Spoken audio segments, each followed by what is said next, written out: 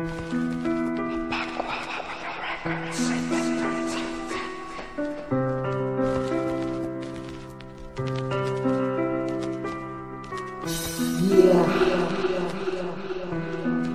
2005 Productions.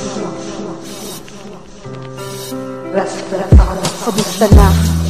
Kami pala ito.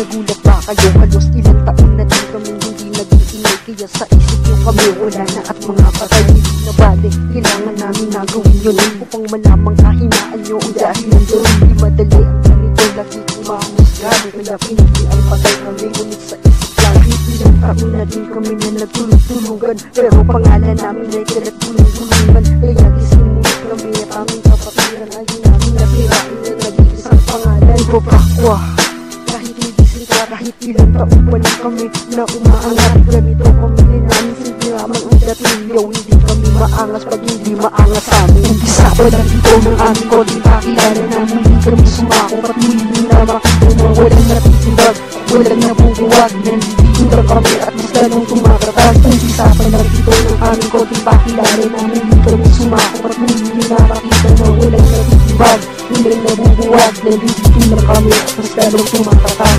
Makilala ang pangalan sa isang marahas. Lalo kami humina pa, imbis kami lumakas. Ikinuwit namin lahat ng aming pagkakamali. Ang magkalaban magkaaway dapat binubabat. Kami minsan naging pinili na ito ba? Kasi naiingit sila sa amin. Ganun ba? Alam mo ba ang sabihin? Walang huling iniiyak. Walang pader sa amin na hindi namin nabibiyak. Hindi ko lang sabihin, hirap kami ginawin. Kasi habang kami buhay, hirap ninyong tanggapin na ang badilang ibinayo namin di matutumba. Dahil mula na makilala ang mas lumakas pa. Dahil ito ang marka na sa amin na ang panahon.